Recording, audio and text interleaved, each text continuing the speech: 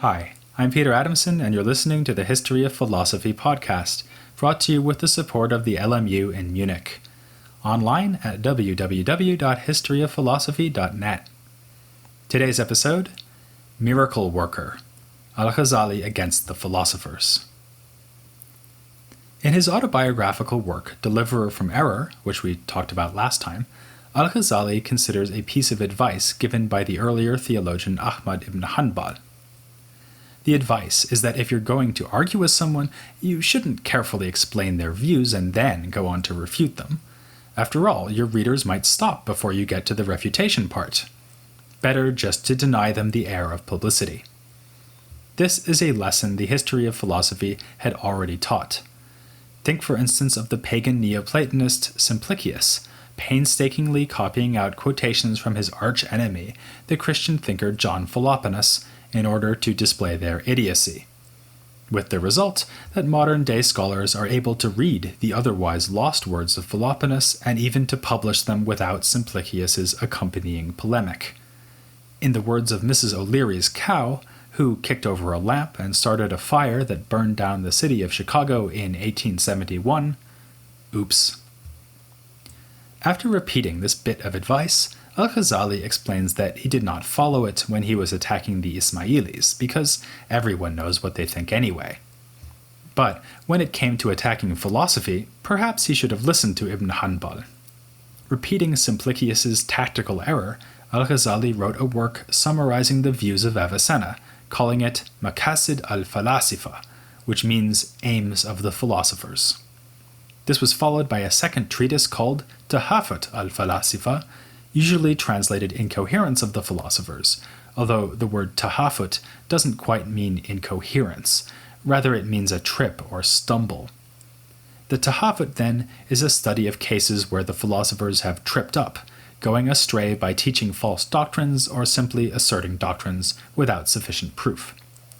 This well-thought-out project was itself tripped up in Latin Christendom, where for a long while only the Maqasid was known. More than a century went by until they finally translated Averroes's rebuttal of al-Ghazali, the Tahafut at-Tahafut, or Incoherence of the Incoherence. In Latin, it was known under the exciting title, Destruction of the Destruction. This led to the further irony that Latin readers knew of al-Ghazali's polemic only thanks to the counter-refutation of Averroes. But until that happened, Latin readers took al-Ghazel, as they called him, to be a faithful follower of the philosophical tradition, useful for his lucid and apparently sympathetic presentation of the theories of Avicenna. Oops. It is, of course, the Tahafut that reveals al-Ghazali's true intentions concerning the philosophers. There has been a good deal of misunderstanding about this, even among people who have been able to read the work. It used to be thought, in fact it probably is still widely thought, that philosophy more or less died out in the Islamic world after the 12th century. On this version of events, Averroes was the last to defend philosophy from the fires of religious criticism, and it was al-Ghazali who set the blaze going with his Tahafut. But in fact, as we'll see in later episodes, philosophy was alive and well in the later tradition. There's even a case to be made that, far from being the arsonist who incinerated philosophy, al-Ghazali played a major part in helping it to survive and stay relevant in the East. He makes the important but tacit assumption that explaining and then criticizing Avicenna is the same as explaining and criticizing philosophy itself. This helped Avicenna to replace Aristotle as the main point of reference. Also, while al-Ghazali did criticize Avicenna, he did so selectively. He was very clear in his Deliverer from Error that some aspects of philosophy should be welcomed, especially logic. This is why I want to insist that the Tahafut isn't about some sort of systematic incoherence in Avicennan philosophy. It is not a wholesale rejection of the tools bequeathed by the philosophical tradition. Rather, it identifies the places where Avicenna has stumbled, attempting to go beyond what can be established with rational demonstration. Which is not to say that these are only minor and forgivable mistakes in al-Ghazali's eyes. At the end of the Tahafut, he identifies 3 philosophical teachings that are completely unacceptable and qualify for the label of heresy. They are the claims that the universe is eternal rather than created, that God has no knowledge of particular things, but only of universals, and that only the soul lives on after death, with no possibility of bodily resurrection.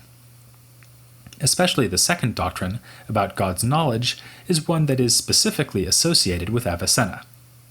Al-Ghazali is saying here that Avicenna and his followers have actually abandoned Islam. They are not merely wrong, they are apostates and can be punished accordingly. On other topics, the philosophers are wrong, but no more so than other misled Muslims, for instance the Mu'tazilites. Then, there are some cases where the philosophers are arguing for the right conclusion, but not doing a good enough job of it. An example is their attempt to prove that the soul is immaterial. Al-Ghazali probably agrees that the soul is not a body, he just doesn't think Avicenna and friends have managed to prove it beyond doubt. Al-Ghazali is very interested, one might almost say obsessed, with the question of whether arguments are demonstrative. This is another legacy he passes on to later Muslim theologians. The way he proceeds in the Tahafut anticipates what we will find among generations of authors in the Asharite tradition. Doctrines and arguments, especially from Avicenna, will be laid out and then criticized as false or simply inadequate. We often find al-Ghazali saying that a certain philosophical argument is the product of what Avicenna called wahm, or estimation, the faculty that sheep use to perceive the hostility of wolves, but in humans it is also responsible for misleading impressions that we find almost impossible to resist. For instance, it is your wahm that would tell you that there must be empty space surrounding the physical universe, something Avicenna firmly denies. Turning Avicenna's idea of wahm against its author, al-Ghazali says that such philosophical arguments as those offered to prove the eternity of the world proceed on the basis of wahm and misleading supposition. More careful reflection shows that the universe need not be eternal, and in fact that anyone who says it is eternal is effectively denying that God created it. This is the first topic taken up in the Tahafut. Establishing the dialectical pattern he'll use throughout, al-Ghazali summarizes several arguments to show that the universe is eternal and refutes each one in turn. These arguments are clearly drawn from Avicenna, and in fact, al-Ghazali is on pretty shaky ground with his assertion that all the philosophers would endorse them. In fact, plenty of philosophers who wrote in Arabic denied the eternity of the universe. Among Muslims, there were al-Kindi and al-Razi, and we could add the Persian thinker Miskawayh. Among Jews, there was Sa'adi Gaon, who, like al-Kindi, borrowed arguments from Philoponus to show that the universe was created with a first moment in time. In fact, I'd go so far as to say that this was the mainstream philosophical view before Avicenna. But al-Ghazali isn't going to let that bother him, and mentions only Plato and Galen as exceptions to the supposedly universal philosophical belief in eternity. Like the universe according to al-Ghazali, my time is limited, so I can't go through all the arguments and counter-arguments we find in the Tahafut. I'll focus on the first one, which al-Ghazali identifies as the most persuasive argument of the philosophers. On their behalf, he argues that a temporally limited effect cannot come from an eternal cause. God is eternal, so his will should likewise be eternal. And if he has an eternal will to produce the universe, then surely the universe too will be eternal. Not necessarily, replies al-Ghazali. God could eternally will that something happen at a certain time. For instance, he may always have willed that you would be listening to this episode right now, in which case I'm grateful for his help with building the podcast audience. The philosophers aren't persuaded. If nothing at all exists, then what could lead God to choose one moment rather than another for the universe to begin? Something must change to make the moment he chooses be the right moment for him to create. We are given the culturally resonant example of a man pronouncing that he will divorce his wife. This must be effective either immediately or contingent on some other event. The husband could, for instance, say that the divorce will be official as soon as the woman enters their house. But in God's case, there are no other events that could trigger the creation, so the universe must exist whenever God wills it, namely eternally. Again, al-Ghazali admits that this is a seductive argument, but it falls below the level of demonstration. The divorce case is just an example, not a proof that eternal decisions must produce eternal effects. Unless the philosophers can give further argument for their claim, they and al-Ghazali will just have to follow the example of the divorcing couple and go their separate ways because of irreconcilable differences. The philosophers try to do better by saying that before the universe exists, all moments of time are indistinguishable. Any moment would do as well as any other to be the time at which the universe begins to exist. This means that in order to create, God would have to choose one moment arbitrarily. But how can God do anything arbitrarily? We saw this argument before in al-Razi, who proposed as a solution that a foolish soul would be responsible for selecting the fateful moment of creation. This is because al-Razi thought arbitrary choice unsuitable for a perfectly wise deity. For Avicenna, the argument would be even more powerful, since he thinks that all aspects of God are necessary.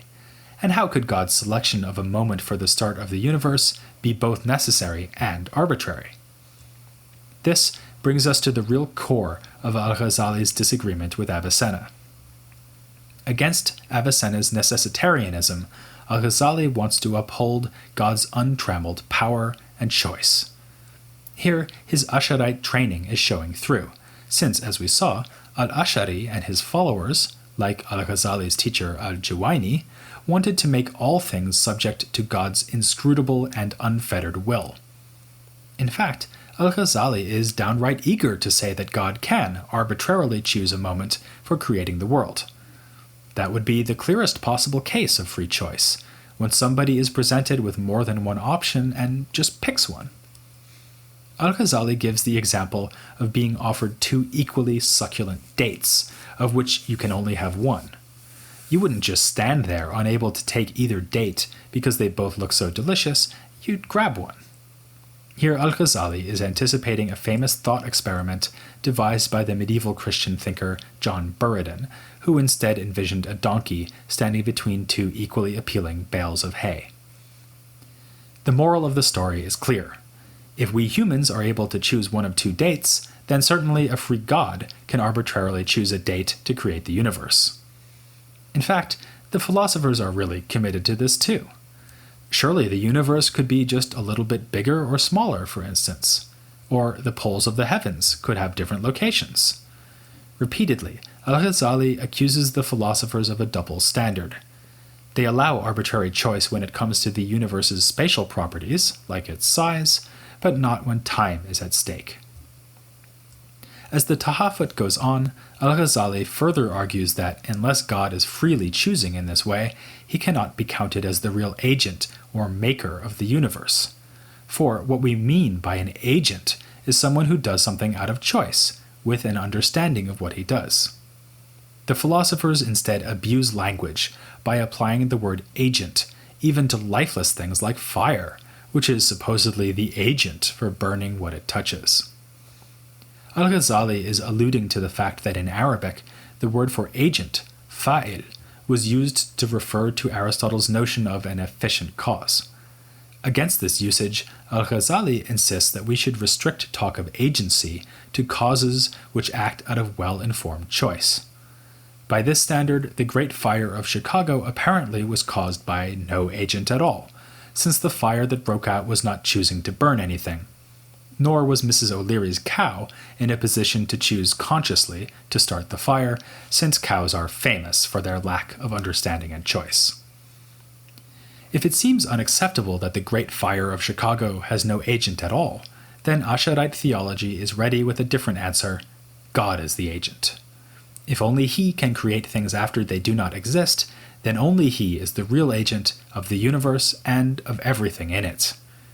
Al-Ghazali returns to this question towards the end of the Tahafut in a famous section devoted to the possibility of miracles.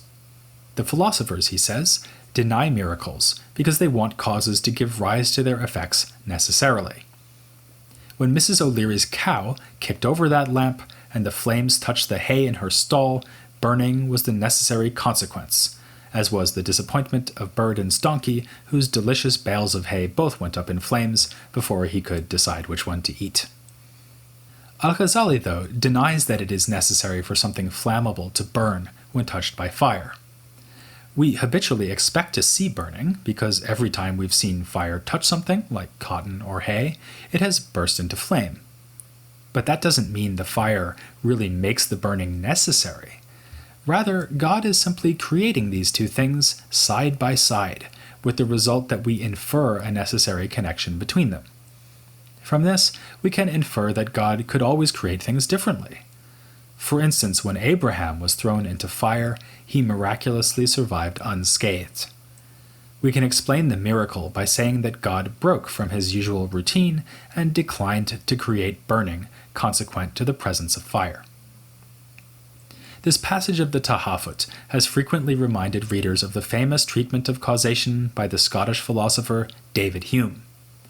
To anticipate by a few hundred episodes, Hume will likewise say that it is only habit that leads us to expect apparent effects to follow from their apparent causes.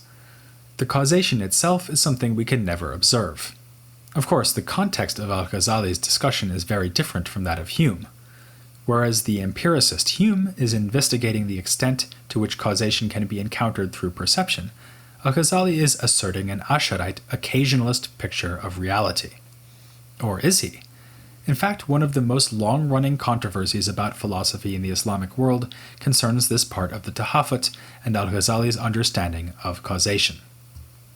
One possible interpretation does have him asserting the Asharite view and saying that, barring miracles, God always creates things in the way that we expect him to do. Fire doesn't do anything. As we've seen, it is not an agent. Instead, God creates burning when and where he has also created fire. This interpretation is encouraged by a passage in which al-Ghazali imagines the philosophers objecting that if al-Ghazali were right, then our world would be chaos and we would never know what might occur. If we left our house and then returned, we might find that our slave boy has turned into a dog, that one of our books has turned into a horse, or that a glass of water has become an apple tree. To this, al-Ghazali calmly replies that God has spared us from such skeptical worries precisely by creating things in a predictable and regular sequence. Thanks to his following regular habits in his creative actions, we have developed habits of expectation about what will occur. Other interpreters find a less radical al-Ghazali in these pages. They point out that it is one thing to say that causes do not necessitate their effects, and another to say that causes do nothing at all to produce their effects. Suppose that a cow flinches and knocks over a lamp. Yes, I'm going to milk this example for all it's worth. Someone who admits the possibility of miracles might say that God could intervene and stop the flame in the lamp from setting the hay alight. For this reason, the flame by itself does not make the burning necessary. But the flame is still what burns the hay, so long as God does not interfere. On this reading, al-Ghazali is making his characteristic move of chastising the philosophers for seeing necessity where there is none. Fire does burn unless something prevents it from doing so, but that condition is only fulfilled if God decides not to prevent the burning. Thus, God is involved in every event, not usually as the direct cause of the event, but because his tacit permission is required for the event to occur. At stake in this debate is al-Ghazali's whole intellectual stance. Is he basically an Avicennan philosopher, albeit one who is far more aware of the limitations of philosophy than Avicenna was? Or is he basically an Asharite? It's hard to tell just from the Tahafut, since, as al-Ghazali himself says, his aim in this work is not to establish positive doctrine, but only to identify the philosopher's mistakes. His main target for most of the work is Avicenna's picture of God as a necessary cause, who eternally gives rise to a chain of secondary causes which, in turn, necessitate their own effects. He has numerous complaints about this picture. It rules out genuine agency on God's part, and also removes God from any direct relationship with almost all of his creation. As al-Ghazali says, the philosophers adhere to the rule that, from one thing comes only one thing, famous under its Latin version as the ex uno unum principle. Because of this rule, Avicenna had God necessarily emanating only one single effect, namely the celestial intellect associated with the highest heavenly sphere. God's causal influence would then be passed down through the heavens until the lowest celestial intellect, the so-called agent intellect, which is responsible for giving forms to things in this world. Our interpretive problem, then, is that there is more than one way for al-Ghazali to reject Avicenna's necessitarian theory. It would certainly do the trick if he were to adopt Asharite occasionalism and insist that God directly makes everything happen, in each case choosing freely to do so. But it would be just as effective to admit that God creates things as secondary causes. They would cause their effects, but not necessarily so, since they would always be subject to God's interference. This would leave God's power unfettered and also preserve at least the possibility of a direct relationship between God and each of his effects. Al-Ghazali may even want to leave both options open here. Either will give him the result he needs and cow the Avicennans into submission. This would explain why he writes the section on miracles the way he does. First, he dismisses the claim that fire necessitates burning by insisting that we are dealing here with something habitual and not something necessary. But then, he presents two alternative versions of what might be going on, an occasionalist one and then another one that retains secondary causation. As I mentioned in the last episode, later authors like Averroes would complain that al-Ghazali is a rather slippery character, a philosopher with the philosophers, an Asharite with the Asharites, and so on. But this may be just what he intended. The dialectical method of works like the Tahafut is designed not to demonstrate doctrine, but to puncture philosophical pretension. He comes not to praise his own theories, but to bury those of Avicenna. This nuanced, critical stance towards Avicenna is one important thing that al-Ghazali bequeathed to his successors. So, before we go west to look at philosophy in Andalusia in 2 weeks, I want to round off our look at the formative period by talking to an expert on this very aspect of al-Ghazali's writings. I'll be utterly distraught if you don't join me as I speak to Frank Griffel about heresy, orthodoxy, and philosophy in al-Ghazali next time on The History of Philosophy Without Any Caps.